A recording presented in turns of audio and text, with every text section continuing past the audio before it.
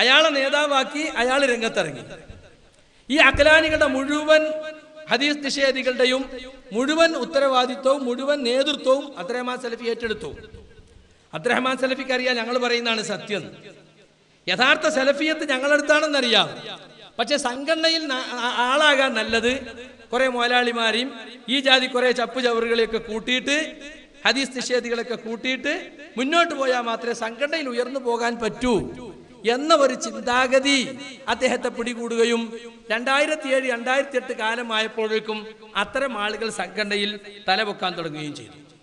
അങ്ങനെ പച്ചയായ ഹദീസ് നിഷേധം നമ്മുടെ CD ടവറിൽ നിന്ന് പോലും കേൾക്കാനിടയായി. ആ ക്ലിപ്പ് കേൾക്കുന്നത് തന്നെ നിങ്ങൾക്ക് അരോചകമായിരിക്കും.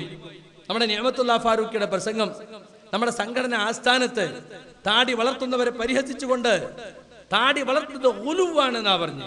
കുട്ടികളിപ്പോ ഉലുവ് ഉലുവ് എന്നാ പറയില്ല. ഉലുവ് എന്ന് പറഞ്ഞാൽ അതിര് കവിയൽ. അതിര് കവിയൽ കുഫറല്ലേ? ഇയ്യാക്കും വൽ ഉലുവ ഫഇന്നൽ ഉലുവ അഹ്ലക മൻ കാന ഖബ്ലകും. ഉലുവിനെ നിങ്ങൾ സൂക്ഷിക്കണം, ഉലുവാണ് നിങ്ങളെ മുമ്പുള്ളവരെ നശിപ്പിച്ചത്. അങ്ങനെയുള്ള ഉലുവ് സുന്നത്ത് സ്വീകരിക്കുന്നതിനെ, താടി വളർത്തണമെന്ന റസൂലുള്ളാഹിന്റെ കൽപ്പന സ്വീകരിക്കുന്നതിനെ എന്താക്കി? അത് അതിര് കവിച്ചിലാക്കി ചിത്രീകരിച്ചു. പാന്റ് കയറ്റി കൊടുക്കുന്ന, നെരിയാണിക്കു മീതെ പാന്റ് കട്ട് ചെയ്യുന്ന കുട്ടികളെ, പ്രൊഫഷണൽ വിദ്യാർത്ഥികളെയൊക്കെ പരിഹസിക്കാണ്. ഇങ്ങനെയൊക്കെ ഉണ്ടായ ആരെങ്കിലും വരും MSMക്ക്? ഇതാണ് ഒലുവ്. ഒലുവുൻ ഫിൽ ഹദ്, അതിർത്തി വിട്ടുകടന്നു പോവുക.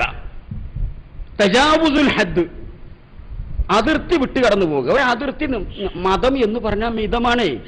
മതം വളരെ എളുപ്പവുമാണ്. പക്ഷെ ഈ തീവ്രത കാണുമ്പം കുട്ടികൾ ഇതിലേക്ക് വരാൻ മടിക്കുക. അതിപ്പോ ഞാൻ MSMലേക്ക് വന്നാല്, ISMൽ വന്നാല് പിന്നെ ഈ കോച്ചിലൊക്കെ ഞാനും നടക്കണ്ടേ? എടങ്ങേറാണത്, എടങ്ങേറായി തോന്നും. മതം എളുപ്പമെന്നാണ് അല്ലാഹുവിന്റെ റസൂൽ പഠിപ്പിച്ചത്. അദ്ദീനു യുസ്റുൻ, മതം വളരെ എളുപ്പമാണ്. കൊണ്ടു നടക്കാനും ചെയ്യാനും ആചരിക്കാനും അനുഷ്ഠിക്കാനും ഒക്കെ ഇത്ര എളുപ്പമുള്ളൊരു സംഗതി വേറല്ല. അതുകൊണ്ട് പറഞ്ഞ് ബേജാറാക്കിയിട്ട് ഇതിക്ക് വന്നാൽ അങ്ങനെ ഒന്നും എന്നോട് കഴിയൂല, അതുകൊണ്ട് കുറച്ചും കൂടി കാലം കഴിയട്ടെ എന്ന അവസ്ഥയിലേക്ക് മനം മടുപ്പിച്ച് പിന്നോട്ട് വലിക്കുക. നിരാണ്ട മേപ്പറുണ്ട് കയറ്റിയിട്ട് 3/4 എന്താ പറയല്, ആ നിലക്ക് അവിടെയാണ് മുറിച്ച് നല്ല നല്ല എഞ്ചിനീയറിംഗിന് പഠിക്കുന്ന കുട്ടികൾ, MBBSന് പഠിക്കുന്ന കുട്ടികൾ ഈ ഉലുവ് തലയിൽ കയറിയിട്ട് ഓരോരുത്തരുണ്ട് പറഞ്ഞ് പേടിപ്പിക്കുക. നിങ്ങളെ കത്തിരി കണ്ടെടുത്തിട്ട് നെരിയാണിന്റെ അവിടെ നിർത്തിയാൽ പോരെ, അതിന്റെ മേലെ കയറ്റിയിട്ട് മുറിക്കുക. അപകടമാണ്. അയാളെ കാലത്ത് വരൂലായിരിക്കും. ഇപ്പൊ അങ്ങനെ ഉള്ളതുകൊണ്ട് MSMൽ കുട്ടികൾ വരുന്നത്. പർദ്ദയിട്ട, വേണമെങ്കിൽ മുഖം പോലും മറക്കാൻ തയ്യാറുള്ള പ്രൊഫഷണൽ വിദ്യാർത്ഥികൾ എഞ്ചിനീയറിംഗ് കോളേജിലും മെഡിക്കൽ കോളേജിലൊക്കെ ഒന്നുണ്ട് പെൺകുട്ടികൾ. ആ രീതിയിലേക്ക് ഇസ്ലാം ഒരു കാര്യം പഠിപ്പിച്ചിട്ടുണ്ടെങ്കിൽ, റസൂൽ സല്ലല്ലാഹു അലൈഹി വസല്ലം സഹാബത്തും കാണിച്ചു തന്നിട്ടുണ്ടെങ്കിൽ അത് ജീവിതത്തിൽ പകർത്തണം എന്ന് വളരെ താല്പര്യമുള്ള ഒരു വിഭാഗം, നല്ല ഒരു വിഭാഗം ഈ തലമുറ ഇവിടെ വളർന്നു വരുന്നുണ്ട്. അത് ഇവർക്ക് സഹിക്കുന്നില്ല. മുജാഹിദ് പ്രസ്ഥാനത്തിന്റെ നേതൃത്വത്തിലും മറ്റൊക്കെ ഇത്തരം ആളുകൾ വന്നാൽ എന്തായിരിക്കും അവസ്ഥ? അത് മുൻകൂട്ടി കണ്ട് യഥാർത്ഥത്തിൽ നിഅമത്തുല്ലാ ഫാറൂഖിയുടെ പ്രസംഗം ഒരു ഒറ്റപ്പെട്ട സംഭവമായി നമ്മൾ കാണേണ്ടതില്ല. അതൊരു വലിയ ഗ്രൂപ്പിന്റെ അവരെ പ്രഖ്യാപിത തീരുമാനം നടപ്പിലാക്കിയതാണ്. എന്നിട്ട് എല്ലാവരും വേദനിച്ചു, എതിരാളികൾ ആഘോഷിച്ചു. ഇപ്പൊ അടുത്തൊരു തേജസ് ലോകത്തുള്ള എഴുതിയത് നിങ്ങൾ കണ്ടിട്ടുണ്ടാവും. നമ്മളേക്ക് ആകപ്പാടെ ആക്ഷേപിച്ചുകൊണ്ട് എല്ലാവരും രംഗത്ത് വന്നു. പക്ഷെ നേതൃത്വത്തിന് ഒരു കുലുക്കമല്ല. ഇതിനെക്കുറിച്ച് പരാതി പറഞ്ഞു. ഇയാൾ പറഞ്ഞ ചുങ്കത്തറന്ന് പ്രസംഗിക്കാണ്, കുട്ടികളൊന്നും MSMക്ക് അയക്കണ്ട, അവിടെ ജിന്ന് കയറ്റലും ഇറക്കലുമാണ്, കുട്ടികൾ ക്രിക്കറ്റും കളിച്ച് നടന്നോട്ടെ, പിന്നെ നന്നാക്കാം എന്ന് പച്ചക്ക് MSMലേക്ക് പോകണ്ടെന്ന് പ്രസംഗിച്ചു. എന്തെങ്കിലും ഉണ്ടായോ? ഷോക്കോസ് നോട്ടീസ് ഉണ്ടോ? ശാസനം ഉണ്ടോ? ഉപദേശം ഉണ്ടോ? പ്രസംഗ വിലക്കുണ്ടോ? ഒന്നുമില്ല. പിന്നെയും മുജാഹിദുകളുടെ നെഞ്ചിൽ കുത്തിക്കൊണ്ട് CD ടവറിൽ വീണ്ടും അല്ലേ, ജിന്നുബാധയുണ്ട്, ജിന്ന് മനുഷ്യരിൽ പ്രവേശിക്കും. ഇതൊന്നും ഇപ്പൊ SLRCക്കാർക്ക് അംഗീകരിക്കാൻ പറ്റുമോ? KV ക്ലാസ്സിൽ പരസ്യമായിട്ട് തന്നെ എതിർക്കും. പക്ഷെ അദ്ദേഹത്തിന് എന്തെങ്കിലും വിലക്കുണ്ടോ? ഒരു വിലക്കില്ല. എന്ന് മാത്രമല്ല, അയാൾക്ക് ഈ ഒരു ബദൽ സംവിധാനമാണല്ലോ SLRC എന്ന് പറയുന്നത്. അവർ സ്വന്തം പൈസ പിരിക്കുന്നു, സ്വന്തമായി ചെലവാക്കുന്നു, സ്വന്തം ബിൽഡിംഗ് ഉണ്ടാക്കുന്നു. ഒന്നിനും KNM നിയന്ത്രണമല്ല. അവർ സിലബസ് ഉണ്ടാക്കുന്നു, അവർ പഠിപ്പിക്കുന്നു, അവർ സ്വതന്ത്രം തന്നെയാണ്. പക്ഷെ KNMന്റെ സംഘടനാ സംവിധാനങ്ങൾ വ്യാപകമായി അവർ ഉപയോഗപ്പെടുത്തുന്നുണ്ട്. നമ്മുടെ പള്ളികളും മദ്രസകളും ഉപയോഗപ്പെടുത്തുന്നുണ്ട്. അങ്ങനെ മുന്നോട്ട് പോവാണ്. അവർക്കതിൽ എന്ത് പരാതി കൊടുത്താലും അനക്കല്ല. കാഞ്ഞങ്ങാട്ട് നിന്ന് എത്ര പരാതി കൊടുത്തു? പച്ച ചേകനൂരികളാ SLRC കൈകാര്യം ചെയ്യണത്. പക്ഷെ അത് പറഞ്ഞാൽ പോലും ഒരു മാറ്റം ഉണ്ടാവില്ല. അപ്പൊ ഹദീസ് നിഷേധികളെ പ്രൊട്ടക്ട് ചെയ്യുകയും ഹദീസ് നിഷേധ ചിന്തയുള്ളവരെ താലോലിക്കുകയും ചെയ്യുന്നു. ഇപ്പൊ നോക്ക്, അബ്ദുറഹ്മാൻ ഇരുവേറ്റി മാധ്യമത്തിൽ നമ്മളെ വിമർശിച്ചുകൊണ്ടും സംഘടന വെല്ലുവിളിച്ചുകൊണ്ട് ലേഖനം എഴുതി. എന്നിട്ട് എന്താ പറഞ്ഞത്? അയാൾക്ക് ആദർശ രംഗത്തൊരു ചെറിയ പ്രശ്നമുള്ളൂ, സംഘടനാ വിരുദ്ധമൊന്നുമില്ല. ഇത് സംഘടനാ വിരുദ്ധ പ്രവർത്തനല്ലേ? ഇപ്പൊ മിഞ്ഞാന്ന് വീണ്ടും എഴുതിയിരിക്കുന്നു. എന്താ എഴുതിയത്? സിഹിർ ഫലിക്കൂല എന്നാണ് പണ്ടൊക്കെ മുജാഹിദുകൾ പറയുന്നത്. ഇപ്പൊ ചില കുട്ടി മൗലവിമാർക്ക് KJU വഴങ്ങിക്കൊടുത്തിരിക്കുന്നു. അപ്പൊ വളരെ 4 കോളത്തിലായിട്ട് പ്രശ്നങ്ങൾ പ്രതികരണങ്ങൾ എഴുതി. പക്ഷെ അദ്ദേഹത്തിന് 1 കൊല്ലത്തെ സസ്പെൻഷൻ മാത്രം. അദ്ദേഹം എപ്പോഴും പാവങ്ങാട് പള്ളിയിൽ സുഖമായി കുത്തുമാടത്തുന്നു, ഒരു മുടക്കമല്ല. അയാളുടെ പുസ്തകം ഇപ്പോഴും CD ടവറിൽ വിൽക്കുന്നു. ഞാൻ ഗൾഫിലായിരുന്നപ്പോൾ എനിക്ക് വിശദീകരണം ചോദിച്ച് കത്ത് അന്ന് തന്നെ AO വന്നിട്ട് എടുത്തു വെപ്പിക്കാൻ എൻ്റെ CD. ഞാൻ 2 ആഴ്ച മുമ്പ് അവിടെ പോയപ്പോൾ ചോദിച്ചു, അവിടെ കുട്ടി നമ്മളെ CD-ല്ലേ അവിടെ എടുത്തുവെക്കാൻ പറഞ്ഞു. ആരെ പറഞ്ഞു? ചെയ്യാറുണ്ട്. അയാളെ വിളിച്ചു കൊടുത്തു. ഞാൻ അങ്ങനെ പറഞ്ഞു, ഞങ്ങളല്ലേ എന്നോട് എടുത്തുവെക്കാൻ പറഞ്ഞേ. അപ്പൊ ഞാൻ ഇത് ഇരുവേറ്റിന്റെ ബുക്കാണല്ലോ, ഇതിവിടെ വിൽക്കുന്നുണ്ടല്ലോ. ഈ റമദാനിൽ പോലും വിചിന്തനത്തിൽ KNM ബുക്കുകളുടെ കൂട്ടത്തിൽ ഇരുവേറ്റിന്റെ ബുക്കുണ്ടല്ലോ. അപ്പൊ മനസ്സൊന്നും ഒഴിവാക്കിയിട്ടില്ല. തൂക്കൊപ്പിക്കാൻ വേണ്ടി, നാട്ടുകാർ മുമ്പ് പറഞ്ഞിക്കാൻ വേണ്ടി ഹദീസ് നിഷേധിക്ക് 1 കൊല്ലത്തെ സസ്പെൻഷൻ. കുത്തുബക്ക് മുടക്കില്ല, അവരുടെ ബുക്കിന് മുടക്കില്ല, ഒന്നിനും മുടക്കില്ല. കാരണം മനസ്സിൽ താലോലിക്കുകയാണ് അവര്. അതേ സമയത്ത് അഹ്ലുസുന്നയുടെ മാർഗത്തിൽ പ്രവർത്തിച്ചു കൊണ്ടിരിക്കുന്ന എന്നെ പോലുള്ളവർക്ക് അവർക്ക് കാലാകാലത്തേക്ക് മടവൂരികൾ പറഞ്ഞു വേസ്റ്റ് നീക്കണം, അതിന് നീക്കം ചെയ്തു എന്നാ പിന്നെ വിചിന്തനത്തിൽ വന്നത്. നീക്കം ചെയ്തു. ഇസ്ലാഹി പ്രസ്ഥാനത്തിന്റെ ചരിത്രത്തിൽ പോലും തുല്യതയില്ലാത്ത ഒരു ക്രൂരമായ നടപടിയാണ് യഥാർത്ഥത്തിൽ എൻ്റെ കാര്യത്തിൽ ഉണ്ടായിട്ടുള്ളത്. എന്നെ സംബന്ധിച്ചിടത്തോളം കഴിഞ്ഞ 30 വർഷമായി ആദർശത്തിന് വേണ്ടി പ്രവർത്തിച്ചിട്ട് ഇങ്ങനത്തെ ഒരു അനുഭവം, ഇത് എൻ്റെ മാത്രം അനുഭവം നിങ്ങൾ വിചാരിക്കണ്ട. ഒരു കോക്കസ് സംഘടന ഹൈജാക്ക് ചെയ്തിട്ട് അവർക്ക് ഇഷ്ടമുള്ളവരെയൊക്കെ സംഘടനാ സ്ഥാനങ്ങളിൽ കൊണ്ടുവരിക, അവർക്ക് ഇഷ്ടമില്ലാത്തവർക്ക് ഒഴിവാക്കുക. അതാണ്. അതിൽ ആദർശത്തിനോ ദീനിനോ ജീവിത വിശുദ്ധിക്കോ ഒന്നും യാതൊരു പ്രാധാന്യമല്ല. അവരെ ഗ്രൂപ്പായാൽ മതി, കോക്കസ് ആയാൽ മതി, വേറൊന്നും ഒരു യോഗ്യതയും ആവശ്യമില്ല എന്നിടത്തേക്ക് കാര്യങ്ങൾ എത്തിയിരിക്കണം. ഈ അടുത്ത് KNM എക്സിക്യൂട്ടീവിൽ വിഷയങ്ങൾ ചർച്ചയ്ക്ക് വന്നു. പലപ്പോഴും വിഷയം ചർച്ചയ്ക്ക് വരാറില്ല. ഓർഗനൈസേഷൻ ട്രിക്കിന്റെ ഭാഗമായിട്ട് ടൈറ്റ് അജണ്ടകളായിരിക്കും, ആർക്കും പറയാൻ അവസരം കൊടുക്കില്ല. ഇപ്പൊ അധിക മീറ്റിംഗിന്റെ അവസ്ഥ എന്താണെന്ന് ചോദിച്ചാൽ റേഡിയോ പറയണ മാതിരി കേട്ടു പോരില്ല, അങ്ങോട്ടൊന്നും പറയാൻ പാടില്ല. ഇപ്പൊ നിങ്ങൾ കണ്ട ആലോചനാ സഭ എന്നാ പേര്. എന്നിട്ട് എന്താണ് കഴിഞ്ഞ കൗൺസിലിൽ ഉണ്ടായത്? എനിക്കെതിരുള്ള തീരുമാനം ഞാൻ അന്ന് AP-ക്ക് കത്തുകൊണ്ടേ കൊടുത്തു. തലേന്ന് തന്നെ രാവിലെ കൗൺസിലർമാർക്ക് പലർക്കും കൊടുത്തു. ഞാനാ കൊടുത്ത എൻ്റെ ഹർജി ഒന്ന് വായിക്കാൻ പോലും ഇവിടെ ഉണ്ടായില്ല. 1.5 മണിക്കൂറിലധികം എനിക്കെതിരിൽ കുറെ കാലമായി കുത്തിക്കുറിച്ചുണ്ടാക്കിയ വക്കീൽ ശൈലിയിലുള്ള കുറ്റപത്രം വായിക്കുക ചെയ്തത്. ഒരു 10-20 മിനിറ്റ് ഉണ്ടെങ്കിൽ അതൊന്ന് വായിക്കാലോ, ഞാൻ എന്തൊക്കെ പറഞ്ഞെന്ന് കേൾക്കാലോ. അത് കേൾക്കാൻ നിന്നില്ല. പേരെന്താ? ആലോചനാ സഭ. ഒരാലോചന ഇല്ല അവിടെ. ഷൂറയെ ഈ കോക്കസ് അട്ടിമറിച്ചു കഴിഞ്ഞു. ഇപ്പൊ കോക്കസ് എന്ത് തീരുമാനിച്ചു വരിക, അത് പറയാ, നടപ്പിലാക്കുക. മറ്റുള്ളവരൊക്കെ ആർക്കും മിണ്ടാൻ പറ്റൂല. കാരണം എന്താ അറിയോ? പല ആളുകളെയും സ്ഥിതി കോക്കസിന്റെ ആനുകൂല്യത്തിൽ സീറ്റ് കിട്ടിയോല. എന്തെങ്കിലും എതിര് പറഞ്ഞ ഇതിനാ പോനെടുത്ത് എന്നാ ഞാൻ വേറെ ആളെടുക്കുക. അപ്പൊ അതുകൊണ്ട് ഇപ്പൊ 2-3 ആൾ തീരുമാനിച്ചിട്ട് വരും, അത് നടപ്പിലാക്കൽ മാത്രമുള്ളത്. ഇതിനെ സംബന്ധിച്ച് ചോദിച്ചു. ഇങ്ങനെ സക്കരിയ സലാഹിയെ സംബന്ധിച്ച് കാസർഗോഡ് ഹദീസ് സെമിനാറിൽ അങ്ങനെ പ്രസംഗിച്ചു, ഇങ്ങനെ പ്രസംഗിച്ചു പറഞ്ഞ് അത് കേട്ട ആളല്ല ഞാനെന്ന് കാസർഗോട്ടത്തിൽ എണീറ്റുന്നപ്പോ KV ഇങ്ങോട്ട് ചാടി ഇറങ്ങി പോടാ അവിടുന്ന്. പ്രത്യുപകാരം. മൂപ്പർക്ക് സീറ്റ് കൊടുത്തതിനുള്ള പ്രത്യുപകാരം.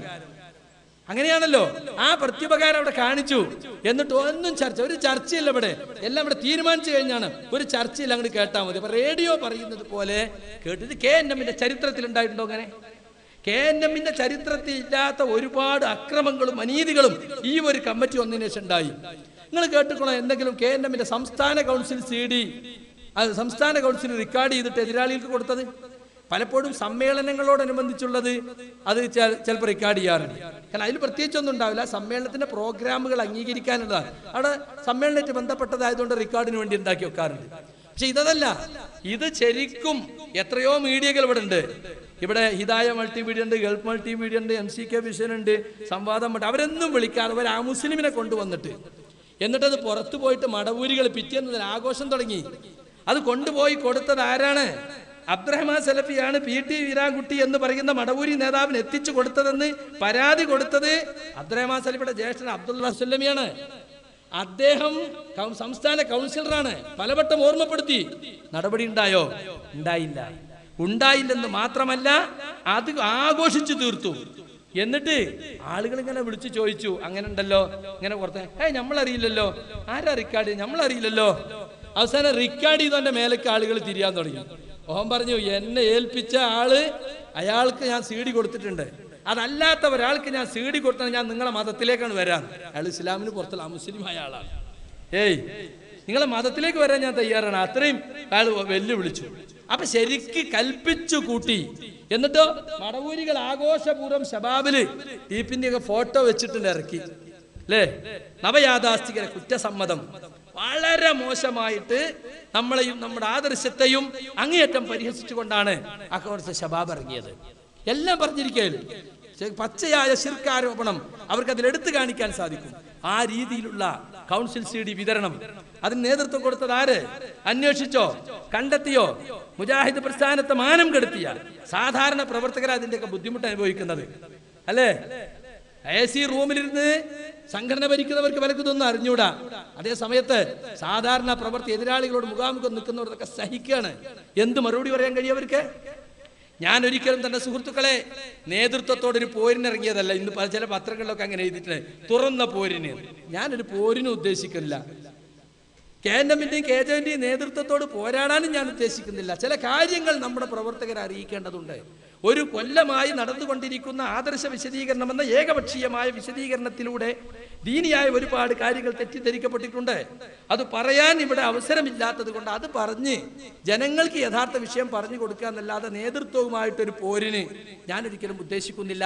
അങ്ങനെ ആരും അതിന് വേണ്ടി കലം അയക്കിയിരിക്കുകയും വേണ്ട എന്ന് ഞാൻ പ്രത്യേകിച്ച് ഓർമ്മപ്പെടുത്തുകയാണ്. പിന്നെ ഖുറാഫികൾ പറയും, കണ്ടോ ഇപ്പൊ ഞങ്ങളെ പറ്റി ശിർക്കാരോപിച്ച നിങ്ങളും അങ്ങ് തമ്മിൽ ശിർക്കാരോപിക്കൽ തുടങ്ങിയില്ലേ? നിങ്ങളെ ഞങ്ങൾ ആരോപിച്ചത് ഉള്ളതാ, അത് ഞങ്ങൾ തെളിയിക്കുകയും ചെയ്തിട്ടുണ്ട്. എന്നാ ഞങ്ങളെ പറ്റി ആരോപിച്ചത് തെളിയിക്കാൻ ആരോപിച്ചവർക്ക് സാധിച്ചിട്ടില്ല. അതാണ് വസ്തുത. ഞങ്ങൾ നിങ്ങളെ പറ്റി പറഞ്ഞത് വസ്തുതയായിരുന്നു.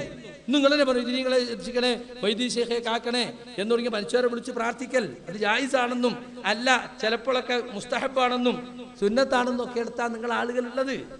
അള്ളാഹുവിനോട് മാത്രം പ്രാർത്ഥിച്ചാൽ ഉത്തരം കിട്ടാൻ സാധ്യത കുറവാണെന്നും മഹാന്മാരിടയിൽ നിർത്തിയാൽ ഉത്തരം കിട്ടാൻ സാധ്യത കൂടുതലാണെന്നും ആ രീതിയിൽ വിശ്വസിക്കുന്നവരാണ്. അതുകൊണ്ട് നിങ്ങൾക്ക് ഇതിൽ സന്തോഷിക്കാനൊന്നുമില്ല. കാരണം നിങ്ങളെ ശിർക്ക് തന്നെയാണ്. അത് ശിർക്കാന്ന് ഞങ്ങൾ എല്ലാവരും തെളിയിച്ചിട്ടുണ്ട്, അതിൽ യാതൊരു സംശയമില്ല. പക്ഷെ ഞങ്ങളെ സംബന്ധിച്ചുള്ള ആരോപണമാണ്. അത് ആരോപണം ഒരിക്കലും തെളിയിച്ചിട്ടില്ല എന്ന് നമ്മൾ മനസ്സിലാക്കണം. സുഹൃത്തുക്കളെ, ഇവിടെ പണ്ട് അസ്ഗർ അലി ഗ്രൂപ്പ് മീറ്റിംഗ് നടത്തിയതിനെ പറ്റി KP മുഹമ്മദ് പോലുള്ള കാലത്ത് 1993 മേപ്പയൂർ സലഫിയിൽ വെച്ച് സംഘടനയുടെ മുൻ പിളർപ്പിന് കാരണമായ ഗ്രൂപ്പ് മീറ്റിംഗിന്റെ കത്ത് നമ്മളൊക്കെ അങ്ങനെ കൊണ്ടുനടന്നിരുന്നു. എന്നാൽ CD ടവറിൽ ഗ്രൂപ്പ് മീറ്റിംഗ് നടന്നു. നമ്മുടെ സംഘടന ആസ്ഥാനത്ത് ജൂൺ 6, 2011 സംഘടന ആസ്ഥാനത്ത് ആളുകൾ പോയി ടേപ്പിനോട് ചോദിച്ചു, മദനോട് ചോദിച്ചു, ഞങ്ങളറിയില്ല. ആരാ അവിടെ ഗ്രൂപ്പ് മീറ്റിംഗ് വിളിച്ചത്? പരാതി കൊടുത്തില്ലേ? കരുവള്ളി മുഹമ്മദ് മൗലവി നേരിട്ട് പരാതി കൊടുത്തു. വന്ധ്യവയോധികനായ കരുവള്ളി മലപ്പുറം ഈസ്റ്റ് ജില്ലാ കമ്മിറ്റി പരാതി കൊടുത്തു. അന്വേഷിച്ചോ? നടപടി ഉണ്ടായോ? ഉണ്ടായില്ല. അതിനെന്താ ഉണ്ടായത് അറിയോ? ഒരു ഫലം ഉണ്ടായി, കരുവള്ളി എക്സിക്യൂട്ടീവ് പുറത്തായി. അതൊരു കാര്യമാണ്. മലപ്പുറം ഈസ്റ്റ് ജില്ലയിൽ AP അബ്ദുൽ ഖാദർ മൗലവി കഴിഞ്ഞാൽ എന്ത് നിലക്കും സംസ്ഥാന എക്സിക്യൂട്ടീവ് വരേണ്ട ആളാണ് കരുവള്ളി മുഹമ്മദ് മൗലവി. അദ്ദേഹത്തിന് എന്ത് എക്സിക്യൂട്ടീവ് എത്താൻ പറ്റില്ല. MT അബ്ദുൽ സമദ് വരെ എക്സിക്യൂട്ടീവിൽ എത്തിയിട്ട് മലപ്പുറം ഈസ്റ്റ് ജില്ലന്റെ പ്രതിനിധിയായിട്ട് കരുവള്ളി പുറത്ത്. അപ്പൊ കാര്യം തുറന്നു പറഞ്ഞ് തെറ്റ് ചൂണ്ടിക്കാണിച്ചാൽ അവരെയൊക്കെ പുറത്ത് നിർത്തുക. എന്താ ഗ്രൂപ്പ് മീറ്റിംഗിന് ശേഷം ഉണ്ടായത്? സംഘടനാ സംവിധാനങ്ങളെയൊക്കെ നോക്കുകുത്തിയാക്കി ഒരു കോക്കസ് അവരെ പ്രവർത്തനം മുന്നോട്ട് കൊണ്ടുപോയിക്കൊണ്ടേയിരിക്കണം. ശൂറ എന്നത് ഇവിടെ അട്ടിമറിക്കപ്പെട്ടു. ഒക്കെ തീരുമാനിച്ചു വരിക, അതിങ്ങനെ പറയാ, വായിക്കുക, കേൾക്കുക, പോവുക. ഒരു ചർച്ചയില്ല, എവിടെയും ചർച്ചല്ല. ചർച്ചക്കാരിൽ എണീറ്റുണ്ടായിരിക്കണം അവിടെ അറിയും. അപ്പൊ അതുണ്ടായത് തനിച്ച ഗുണ്ടായിസാണ് കഴിഞ്ഞ കൗൺസിൽ ഉണ്ടായത്. ആരെങ്കിലും എണീറ്റ് സംസാരിക്കും, ഇരിക്കണം അവിടെ. പിന്നെ ഖുറാഫികളെ മാതിരി പ്രസംഗത്തിൽ വരുമ്പോ അല്ലാഹു അക്ബർ, നിങ്ങൾ എങ്ങനെയും കേട്ടണോ ഇങ്ങനെ കൗൺസിൽ തക്ബീറല്ലല്? സക്കരിയ സലാഹിയുടെ വഴി പിന്തുടർന്നവർക്ക് അവർക്കും ഇത് തന്നെയായിരിക്കും അവരുടെയും ഗതി എന്ന് മനസ്സിലാക്കണം. അല്ലാഹു അക്ബർ. കണ്ടോ? ഈ തരത്തിൽ തനിച്ച ഖുറാഫി ശൈലിയിലേക്ക് പോയി ഒരു കൂട്ടം ആളുകളെ സംഘടന ഹൈജാക്ക് ചെയ്ത് സംഘടന ആസ്ഥാനങ്ങൾ ദുരുപയോഗം ചെയ്തുകൊണ്ടിരിക്കുകയാണ്.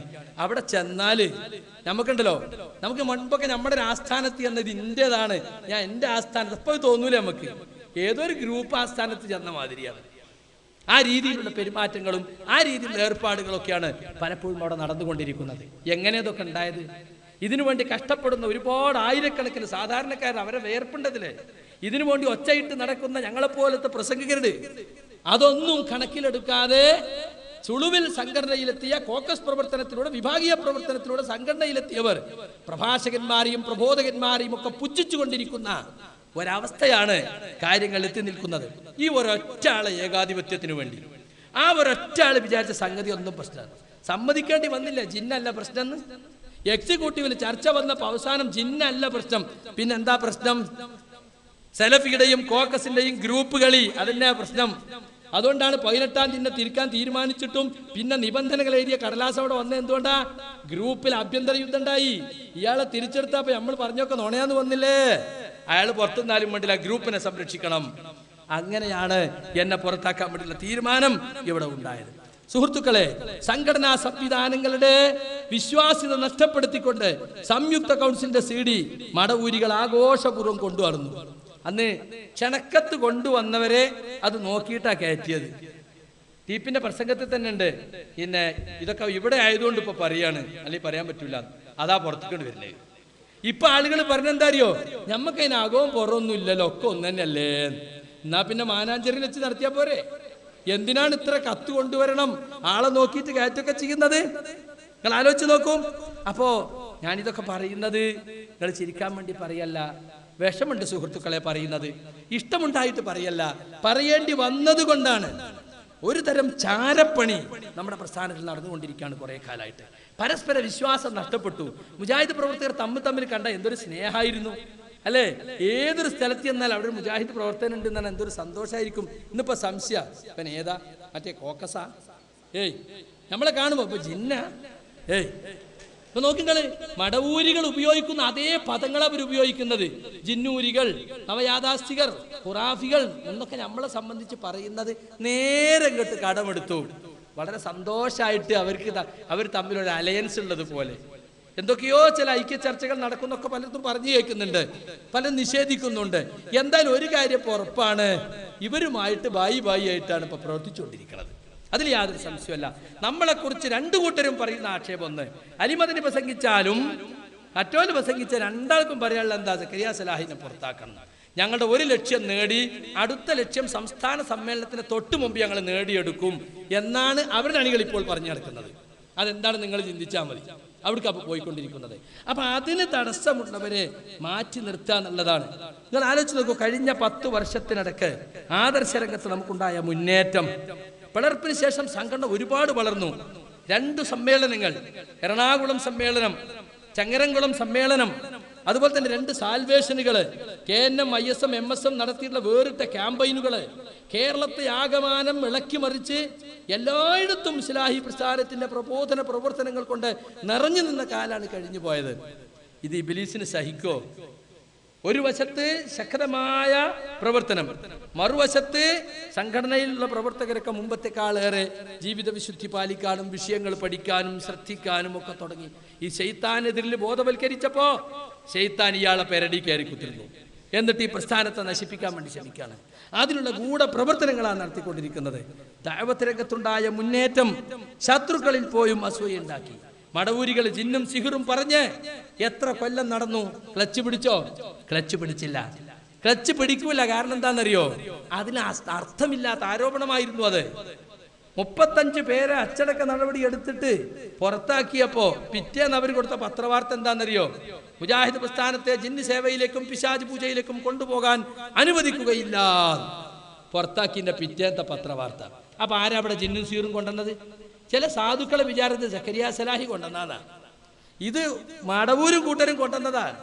മടവൂരും കൂട്ടരും കൊണ്ടുവന്ന് അവര് ഇതാക്കിയപ്പോ അതിന്റെ ആശയക്കുഴപ്പം തീർക്കാൻ ശ്രമിച്ചവരാ ഈ സാധു. നിങ്ങൾക്കറിയോ, ആദ്യമായിട്ട് ആ വിഷയത്തിൽ പുസ്തകം എഴുതി. ജിന്നുസേവയും പിശാചുബാധയും പിളർപ്പന്മാരുടെ സ്വന്തം കൃതികളിൽ ഇപ്പോൾ നിങ്ങൾ പിടിച്ചു വെച്ച ശബാബും നിങ്ങളെ പ്രസിദ്ധീകരണങ്ങളും ഒക്കെ തന്നെയാണ് ഈ വിഷയങ്ങൾ കേരളത്തിലേക്ക് ഇറക്കുമതി ചെയ്തത്. ഞങ്ങളെ തലയിൽ വെച്ച് കെട്ടണ്ട.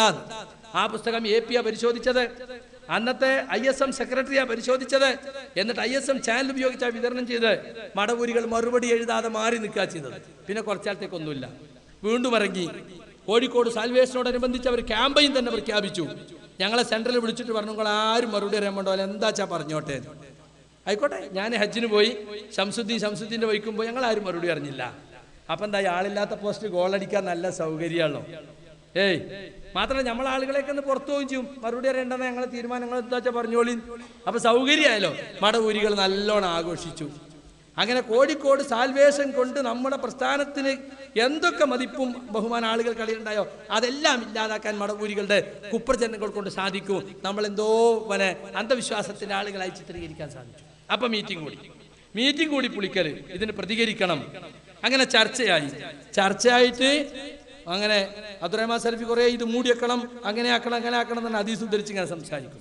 അപ്പൊ ഞാൻ എണീറ്റ് ചോദിക്കും, ആ പറഞ്ഞ ജിന്നും സീറിനെ പറ്റിയാണോ? അപ്പോൾ വിനി എണീറ്റിക്കും. അദ്ദേഹം എണീറ്റ് സംസാരിച്ച് ഞാൻ മറുപടി അറിയും, ഞാൻ എണീറ്റ് അദ്ദേഹം മറുപടി അറിയും. അങ്ങനെ കുറേ നേരം ഇങ്ങനെ നടന്നപ്പോ അവിടെ TP ഉണ്ട്, അലി ഇസാഖ് മൗലവി ഉണ്ട്, AP ഇല്ലാന്നാ തോന്നുന്നത്, പന്നൂരുണ്ട്, എല്ലാവരും ഉണ്ട്. കുറെ കഴിഞ്ഞപ്പോൾ പന്നൂർ എണീറ്റ് നിന്നിട്ട് പറഞ്ഞു, സുന്നികൾക്കിടയിൽ വാദപ്രതിവാദം നടത്തുന്ന ആളുകൾ പരസ്പരം വാദപ്രതിവാദം നടത്തുന്ന കാഴ്ചയാണ് കുറെ നേരമായി ഇപ്പൊ നമ്മൾ കണ്ടുകൊണ്ടിരിക്കുന്നത്, ഞാനും സലഫി. അതുകൊണ്ട് ഇതിവിടെ നിർത്തണം. ആയിക്കോട്ടെ, നിർത്താം. എന്താ തീരുമാനം പറയും? മറുപടി പറഞ്ഞേ പറ്റൂ. അത്രമാത്രം നമ്മൾ മാനം കെട്ടിട്ടുണ്ട്. മറുപടി പറഞ്ഞേ പറ്റൂ. നമ്മൾ മറുപടി പറയാത്തതുകൊണ്ട് അത്രയും നമ്മൾ ദുഷിച്ചു പോയത്. അങ്ങനെ ഈ വിഷയത്തിൽ മടവൂരികൾ യഥാർത്ഥത്തിൽ ഹദീസ് നിഷേധത്തിലേക്ക് പോയിട്ടുണ്ടെന്നും അവരെ ഹദീസ് നിഷേധം മുൻനിർത്തിക്കൊണ്ട് മറുപടി പറയാൻ തീരുമാനിച്ചു. പിറ്റേന്ന് ഞാൻ പ്രസംഗിച്ചു ഇടത്തനാട്ടുകര, വെല്ലുവിളിച്ചുകൊണ്ട് പ്രസംഗിച്ചു. ആ പ്രസംഗം കഴിഞ്ഞിട്ട് 6 മാസം വരെ ഇടത്തനാട്ടുകരയിലെ 20-21 മഹല്ലുകളിൽ ഒരു ശല്യമല്ല മടവൂരികളെ കൊണ്ട്. പിന്നെ 6 മാസം കഴിഞ്ഞാൽ ഇറങ്ങിയത് കേട്ടോ. അതുപോലെ കടമ്പത്തൂർ പ്രസംഗിച്ചു 7 മണിക്കൂർ. അത് 2 ദിവസം പ്രസംഗിച്ച് ഒന്ന് അനസ് മൗലവി വരാത്തോണ്ടാ. മൂപ്പരെപ്പോഴും അങ്ങനെയാണല്ലോ, വരാറി നമ്മളിങ്ങനെ കാത്തുക്കും. മൂപ്പര് ഫോൺ ഓഫാക്കിയിട്ട് എവിടെയെങ്കിലും ഉറങ്ങും. അങ്ങനെ എത്രയോ മുജാഹിദ് പ്രവർത്തകരെ വേദനിപ്പിച്ചിട്ടുണ്ട് അദ്ദേഹം. നമ്മൾ പിന്നെ സംഘാടകനും പ്രവർത്തകനും ആയതുകൊണ്ട് നമുക്ക് എൻ്റെ വേദന മനസ്സിലാവും, മൂപ്പർക്ക് ഒരു പക്ഷേ മനസ്സിലാവില്ല. അതന്നെയാണ് മറ്റേ ആൾ അനീഫന്റെ അവസ്ഥ. ഞാൻ പറയേണ്ടതില്ലല്ലോ. അങ്ങനെ സുഹൃത്തുക്കളെ എത്രയോ സ്ഥലങ്ങളിൽ ഞങ്ങൾക്ക് ഇവിടെ ദൈവത്തന്നെ വേണ്ടത് മാനം കെട്ടിട്ട് അങ്ങനെയാണ് 2 ദിവസം ഞാൻ പ്രസംഗിക്കേണ്ടി വന്നത്, കടവത്തൂരിലെ പ്രസംഗം. അങ്ങനെ ഞാൻ ഇത് സാൽവേഷനിൽ വിതരണം ചെയ്യാൻ വേണ്ടി 5 രൂപക്ക് വിൽക്കുന്ന പോലെ ചോദ്യോത്തരത്തിൽ രൂപത്തിലുള്ള പുസ്തകം ഇറക്കിയിരുന്നു. ജിന്നും സിഹറും മടവൂരികളുടെ ദുഷ്പ്രചരണവും. 1000കണക്കിന് കോപ്പി അടിച്ചു. പല ആളുകളൊന്ന് AP-യോട് ചോദിച്ചു, കൗൺസിൽ ഇങ്ങനെ സാധനം വീണ്ടും ഇറങ്ങിയിട്ടുണ്ടല്ലോ, അതിനൊരു കുഴപ്പമില്ല, ഞാൻ വായിച്ചു നോക്കിയാന്നറിഞ്ഞത്. അപ്പൊ ആരെങ്കിലും ഒക്കെ ഉണ്ടാക്കിയ ആശയക്കുഴപ്പം തീർക്കാൻ ശ്രമിച്ചവനാ ഞാൻ, അല്ലേ? എന്ന് മാത്രല്ല, എല്ലാവരെയും പോലെ ഞാനും മറുപടി അറിഞ്ഞു എന്നല്ലാതെ എനിക്ക് പ്രത്യേകിച്ചൊന്നുമില്ല. നമ്മൾ മറുപടി പറയാൻ അവരുടെ ഹദീസ് നിഷേധം മുൻനിർത്തിക്കൊണ്ട് സംസാരിച്ചപ്പോ എന്തായി? അവർക്ക് പിൻവാങ്ങേണ്ടി വന്നു. പിന്നെ 2007 അബ്ദുൽ ജബ്ബാർ മൗലവിയുടെ ലേഖനം ഇസ്ലാഹിൽ വന്നു. അതും ഏറ്റുപിടിച്ചുകൊണ്ട് സലാം സല്ലമി ചാടിക്കൊത്തി അതിനു. അപ്പോഴും നമ്മൾ മറുപടി പറഞ്ഞു, അത് നേരത്തെ ചെറിയ മുണ്ട് എഴുതിയിട്ടുള്ള വിഷയമാണ്. അബ്ദുൽ ജബ്ബാറിന് മാത്രം ക്രൂശിക്കേണ്ട ആവശ്യമില്ല നിങ്ങളതിന്, സലഫി പണ്ഡിതന്മാർക്ക് പണ്ടേ പറഞ്ഞിട്ടുള്ളതാണ്. അങ്ങനെ നമ്മൾ മറുപടി പറഞ്ഞു മുന്നോട്ട് പോവുകയാണ്. ഖുറാഫികൾ ഏറ്റെടുത്തു, നിങ്ങളെ തൗഹീദ് പൊളിഞ്ഞു. അബ്ദുൽ ജബ്ബാർ മൗലവിയുടെ ലേഖനം വരുന്നതിന് മുമ്പ് തന്നെ കൊണ്ടോട്ടിയിൽ വെച്ച് പേരോട് പ്രസംഗിച്ചു, മുജാഹിദുകൾ കൂട്ടത്തോടെ ശിർക്കിലേക്ക്. കണ്ടോ?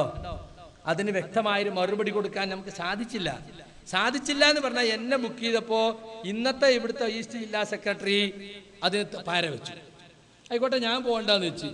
അവസാനം പിന്നെ പേരോട് ഇവിടെ ഇരുമ്പുഴി വന്നപ്പോൾ അവിടെ വെച്ചാണ് കൊണ്ടോട്ടിക്കും ഇരുമ്പുഴി കൂടി മുജാഹിദുകൾ ശിർക്കിലേക്കോ എന്ന് ചോദിച്ച് 2-3 ദിവസത്തെ പരിപാടി വെച്ചിട്ട് മറുപടി കൊടുത്തു. 2007 പിന്നെ EK സുന്നിക്കാർ ഏറ്റെടുത്തു. അവർ പറഞ്ഞു, നിങ്ങളെ നിർവചനം പൊളിഞ്ഞു. ചന്ദ്രികാന്തിനെപ്പത്ത് അമ്പലക്കടവ് പൈസ മറുപടി നമുക്കെതിരെ ചോദ്യങ്ങൾ ഉന്നയിച്ചുകൊണ്ട് ലേഖനം എഴുതി. അപ്പൊ നമ്മൾ മറുപടി കൊടുത്തു. നമ്മൾ വ്യക്തമായ മറുപടി കൊടുത്തു. അമ്പലക്കടവ് പൈസക്ക് ഞങ്ങളെ തൗഹീദ് പൊളിച്ചിട്ടില്ല, ഞങ്ങളെ നിർവചനത്തെ തൊടാൻ നിങ്ങൾക്ക് കഴിയില്ല. ഇവരാരെങ്കിലും ചെയ്തോ? ഞാൻ ചോദിക്കട്ടെ, ചെയ്തോ? അത് കഴിഞ്ഞു അവരെ യാത്ര നടത്തി കേരളത്തിലുടനീളം അവർ വിതരണം ചെയ്ത് 25 ചോദ്യങ്ങൾ, മുജാഹിദുകളോട് 25 ചോദ്യങ്ങൾ. ഈ ഉള്ളവൻ അതിന് മറുപടി എഴുതി. അമ്പലക്കടവ് പൈസയുടെ അന്തം കെട്ട ചോദ്യങ്ങൾ. 25 മറുപടിയും പുറമെ 50 അങ്ങോട്ട് ചോദിക്കുകയും ചെയ്തു. മിണ്ടായോ? അൽ-ഇസ്ലാഹ് മാസികയിലൂടെ നിങ്ങൾ വായിച്ചിട്ടുണ്ടാകുന്നത്, പുസ്തകമാക്കി ഇറങ്ങിയിട്ടുണ്ട്. അപ്പൊ നമ്മൾ ഇവർ എന്തൊക്കെ പറഞ്ഞാലും പ്രമാണങ്ങൾ കൊണ്ട് ഇവർക്കെതിരിൽ നമ്മൾ നിൽക്കുകയായിരുന്നു. അപ്പോഴാണ് ഈ കൂട്ടരിങ്ങടെ ഇറങ്ങിയിട്ട് കുറേശ്ശെയായി മടവൂരിസം ഇവരും പറയാൻ തുടങ്ങിയത്. അത് പിന്നെ പച്ച അബ്ദുറഹ്മാൻ സലഫി അങ്ങ് ഏറ്റെടുക്കുന്ന കാഴ്ചയാണ് പിന്നീട് നമുക്ക് കാണാൻ സാധിച്ചത്. എന്തൊക്കെയാണ് സുഹൃത്തുക്കളെ നമുക്കെതിരിൽ, പ്രത്യേകിച്ച് എനിക്കെതിരിൽ അവർ പറഞ്ഞുണ്ടാക്കിയത്? പിശാച് പൂജയിലേക്കും അന്ധവിശ്വാസത്തിലേക്കും നയിക്കുന്നു എന്നാണ്. എന്താ അവിടെ പിശാച് പൂജ ഉണ്ടായത്? എന്താ അവിടെ അന്ധവിശ്വാസത്തിന്റെ മടവൂരികളോട് അന്നും ഇന്നും നമ്മൾ ചോദിക്കുന്നു. ഇപ്പൊ നമ്മളെ കൂട്ടത്തിലെ ആളുകളോടും ചോദിക്കുന്നു, എന്താണ് അന്ധവിശ്വാസം എന്ന് പറഞ്ഞ? പരിശുദ്ധ ഖുർആന്റെയും തിരുസുന്നത്തിന്റെയും പിൻബലമില്ലാത്ത വിശ്വാസം, അതാ അന്ധവിശ്വാസം എന്ന് പറഞ്ഞ. ഖുർആന്റെ പിൻബലമുള്ള വിശ്വാസം, ഹദീസിന്റെ പിൻബലമുള്ള വിശ്വാസം ഒരിക്കലും അന്ധവിശ്വാസാവൂല. ആരും ഇവിടെ പിശാചിനെ പൂജിക്കുന്നില്ല, ആരും പിശാചിനെ സേവിക്കുന്നില്ല. പിശാചിനെ സേവിക്കുന്നവരും പൂജിക്കുന്നവരും ഒക്കെ ഖുബൂരികളിലുണ്ട് എന്ന് നമ്മൾ മറുപടി കൊടുത്തു.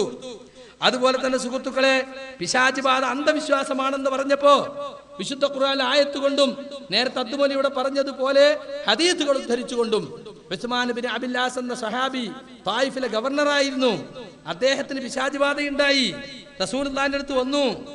അതെല്ലാം ഉദ്ധരിച്ചുകൊണ്ട് നമ്മൾ പറഞ്ഞു കൊടുത്തു. അതിന് ഷെയ്ഖ് അൽബാനി എഴുതിയത് വലൗ കാന മുഅ്മിനൻ സ്വാലിഹായ മുഅ്മിനാണെങ്കിലും പിശാച് ബാധ ഉണ്ടാകും. സിഹിർ ഫലിക്കുമെന്ന വിശ്വാസം ശിർക്കാണെന്നാ മടവൂരികൾ പ്രചരിപ്പിച്ചത്. മറുപടി കൊടുത്തില്ലേ നമ്മള്?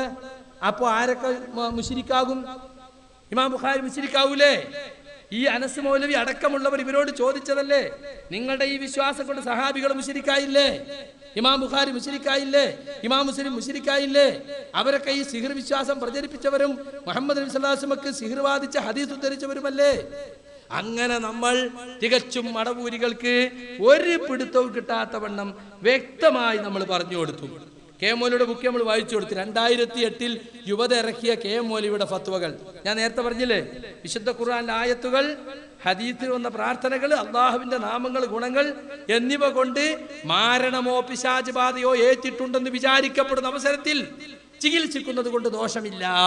അപ്പൊ അങ്ങനെ ചികിത്സ ഉണ്ട്, അതിന് ഉറപ്പൊന്നും വേണ്ട. അങ്ങനെ വിചാരിച്ചായി, അങ്ങനെ തോന്നുകയാണ് ഇത് പിശാച് ബാധ ഉണ്ടെന്നോ സിഹിർ ബാധ ഉണ്ടോ തോന്നിയാൽ മതി, എന്നാൽ തന്നെ ചികിത്സിക്കാം. അതാണ് കെ എം മൗലവി പഠിപ്പിച്ചത്. കെ എം മൗലവി എന്തിനാ പഠിപ്പിച്ചത്? അന്ധവിശ്വാസത്തിൽ കൊണ്ടുപോകാൻ പഠിപ്പിച്ചതാണോ? അല്ല, അന്ധവിശ്വാസത്തിലേക്ക് പോകാതിരിക്കാനാണ്. ജിന്നുബാധയും സിഹിർബാധയും ഉണ്ടായ ഏർവാടി പോകല്ല വേണ്ടത്, തങ്ങളെടുത്തും മൂല്യരെടുത്തും പോകല്ല വേണ്ടത്, തമ്പുരാനടുത്ത് പോകല്ല വേണ്ടത്, പണിക്കരടുത്ത് പോകല്ല വേണ്ടത്. വിശുദ്ധ ഖുർആൻ കൊണ്ട് ചികിത്സിക്കാണ് വേണ്ടത്. റസൂലുള്ളാഹിന്റെ ഹദീസിൽ വന്ന പ്രാർത്ഥനകൾ കൊണ്ട്, ശിർക്കില്ലാത്ത മറ്റു പ്രാർത്ഥനകൾ കൊണ്ട്, അള്ളാഹുവിന്റെ നാമവിശേഷങ്ങൾ കൊണ്ട് റുഖിയ ചെയ്യാണ് വേണ്ടത് എന്ന് പഠിപ്പിച്ചു. മടവൂരികളെ, ഇത് അന്ധവിശ്വാസം പ്രചരിപ്പിക്കുന്ന കെ എം മൗലവിന്റെ ഫത്വ എന്തിനാ 2008 ഇറക്കിയത് നമ്മൾ ചോദിച്ചു. അവർക്ക് മറുപടി പറയാൻ സാധിച്ചില്ല.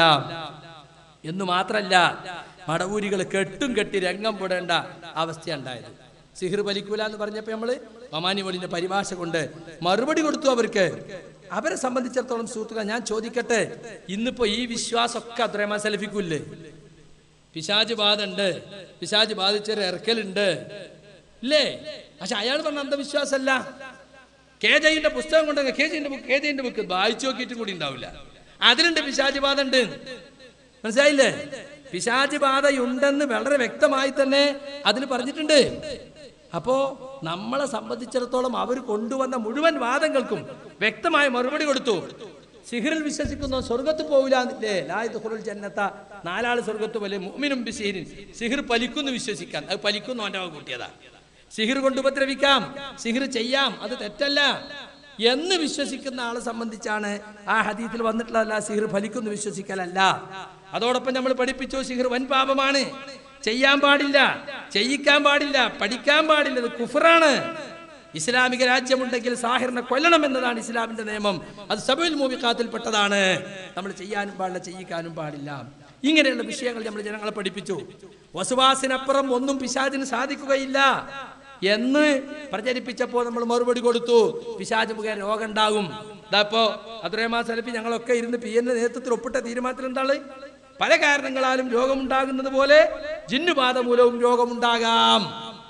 അംഗീകരിക്കും അവര്. ഇവിടെ എടവണ്ണയിൽ പരിപാടി നടന്നപ്പോ ആദ്യത്തെ ചോദ്യം അനസ് മൗലവിയോട് ചോദിച്ചു. എന്താ ചോദിച്ചത്? ഇങ്ങനെ കണ്ണേറ് ബാധിച്ചാൽ, ആരുടെ കണ്ണാണോ ബാധിച്ചതെന്ന് മനസ്സിലായാൽ അയാളുടെ അവയവങ്ങൾ കഴുകിയ വെള്ളം ബാധിച്ചവന്റെ ദേഹത്ത് ഒഴിക്കുന്ന ഒരു കുളി ചികിത്സ ഉണ്ടല്ലോ, അത് ഹദീസിലുണ്ടോ? അത് അന്ധവിശ്വാസാണോ? ആ ഹദീസ് ഒന്ന് പറയാൻ പറ്റുമോ എന്നാണ്. മൂപ്പരങ്ങട്ട് ഉരുണ്ടിട്ട്, മൂപ്പരത് വിഷയവുമായി ബന്ധപ്പെട്ടതല്ല, അങ്ങനെ ഉണ്ടെങ്കിൽ നമ്മൾ സ്വീകരിക്കും, അതിനെപ്പറ്റി അമാൻ വലി പറഞ്ഞു മറ്റൊക്കെ നമ്മൾ സ്വീകരിക്കും എന്ന്. അത് പറഞ്ഞാൽ മതിയോ? ഒരാൾ ഡോക്ടറെ അടുത്ത് എന്നിട്ട് ചോദിക്കാൻ, ഡോക്ടറെ എനിക്ക് ഇങ്ങനെ അസുഖമുണ്ട്, എന്ത് ഭക്ഷണമൊക്കെ കഴിക്കാൻ പറ്റുക? എന്താ ഭക്ഷണമൊക്കെ കഴിക്കുക, എന്ത് ഭക്ഷണം കഴിക്കുക, നമ്മളൊക്കെ പല ഭക്ഷണവും കഴിക്കുന്നുണ്ട് എന്ന് പറഞ്ഞാൽ മറുപടിയായോ? അത് മറുപടി ആവില്ലല്ലോ. അപ്പൊ അദ്ദേഹം വിഷയവുമായി ബന്ധമില്ല എന്ന് പറഞ്ഞ അവസാനം ചോദ്യം മറുപടി പറയാതെ ഒഴിവാക്കുക ചെയ്തത്. വിഷയവുമായി ബന്ധമല്ലേ? വിഷയാവതരണം നടത്തിയ അനീഫ് കായക്കൊടി രണ്ടാമത്തെ വിഷയം റുഖിയ ശർഈയാണ് എന്ന് പറഞ്ഞതാ പ്രസംഗിച്ചത്. അപ്പൊ ചോദിച്ച് റുഖിയ ശർഈനെ പറ്റിയാ ചോദിച്ചത്. കണ്ണേറ് ബാധിച്ചുള്ള റുഖിയ അങ്ങനെ ഒന്നും ഉണ്ടോ? ഉണ്ടെങ്കിൽ ഉണ്ട് എന്നില്ല. കാരണം എന്താ അറിയോ, മുമ്പിലിരിക്കുന്ന പല അഖലാനികൾക്കും അത് പറ്റൂല. കണ്ണേറുണ്ട് എന്നാ അപ്പൊ സെൽഫിന്റെ ഒപ്പം കൂടിയിട്ട് ഇവിടെ അങ്ങനെയാ എന്ന് പറഞ്ഞിട്ട് മോലാളിമാര് നീച്ചാളും അവിടുന്ന്. അപ്പം ഉണ്ടാമയ്യ അനസ് മൗലവി, നിങ്ങൾ എവിടെ എത്തിപ്പോയി? നിങ്ങളെ അവസ്ഥ ഇപ്പൊ എന്തായിപ്പോയി? നിങ്ങളെ കൈക്ക് നിങ്ങൾക്ക് ഇപ്പൊ പറയാൻ പറ്റാതായില്ലേ? അറിഞ്ഞ സത്യങ്ങൾ നിങ്ങൾ അഖലാനികൾക്ക് വേണ്ടി മൂടി വെച്ച് മനസ്സാക്ഷിക്ക് അതിൽ പ്രസംഗിച്ചു നടക്കേണ്ട ഗതികേട് വന്നില്ലേ നിങ്ങൾക്ക്?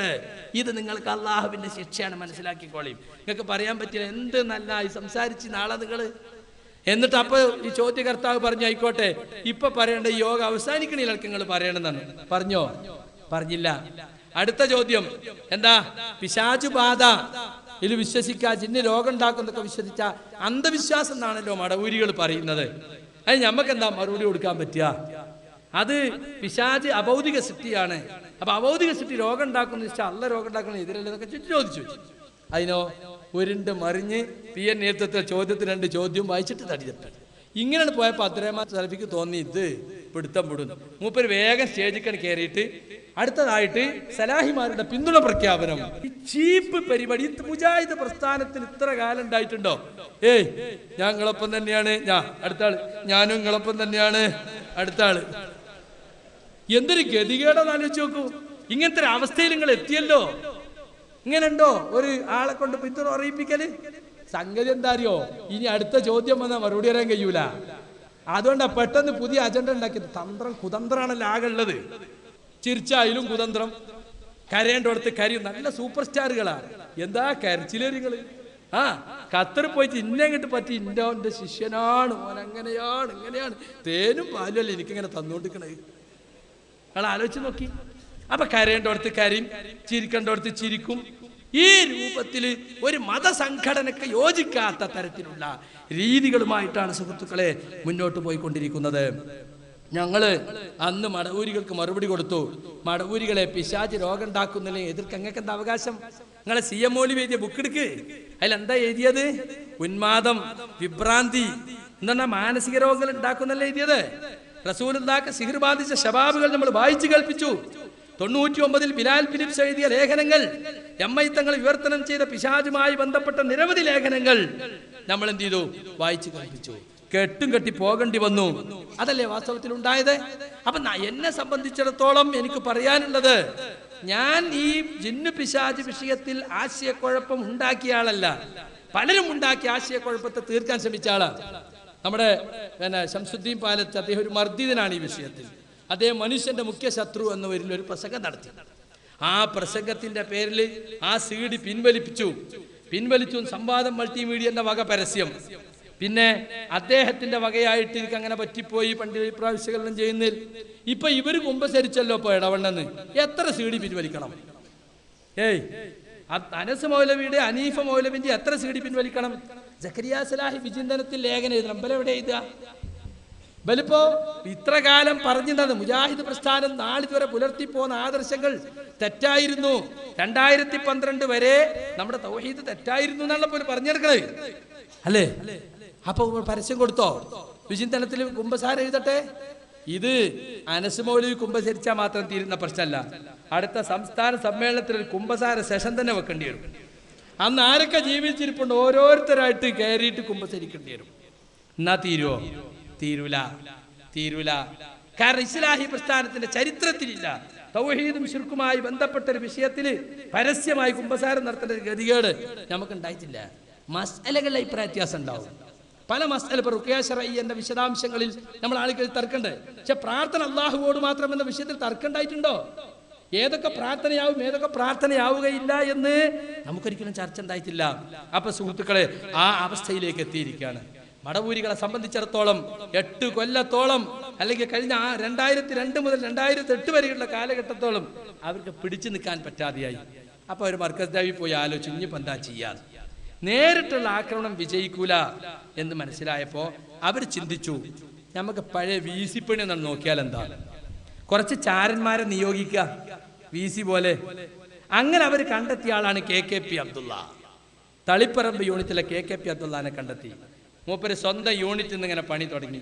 അയാൾ അപ്പുറത്ത് നിൽക്കേണ്ട ആളാണ്, പക്ഷെ ഒപ്പമുള്ള യൂണിറ്റിലുള്ളവരൊക്കെ KNMന്റെ ഒപ്പം പോന്നപ്പോൾ നിക്കക്കള്ളി ഇല്ലാതെ KNM തന്നതാ. മനസ്സ് മടവൂരിയ പണ്ടും. അങ്ങനെ അയാള് അവിടുന്ന് തുടങ്ങി മടവൂരികളെ CD വിതരണം. ശാഖയിൽ തുടങ്ങി, പിന്നെ മണ്ഡലത്തിൽ തുടങ്ങി. അയാൾ സംസ്ഥാന കമ്മിറ്റി വരെ, സംസ്ഥാന ISMന്റെ കമ്മിറ്റിയിലുള്ള ആളാ. അയാൾ ഇങ്ങനെ പലയിടത്ത് കൊടുക്കും. അദ്ദേഹത്തെ സഹായിച്ചതാരാ? തലശ്ശേരിയിലെ സിദ്ദീഖ്, കാസർഗോട്ടെ ഹാരിസ് ചേറൂര്, അതുപോലെ തന്നെ തളിപ്പറമ്പിലെ അനസ്. ഈ 4 സംഘം ചാരന്മാരായി എടുത്തു.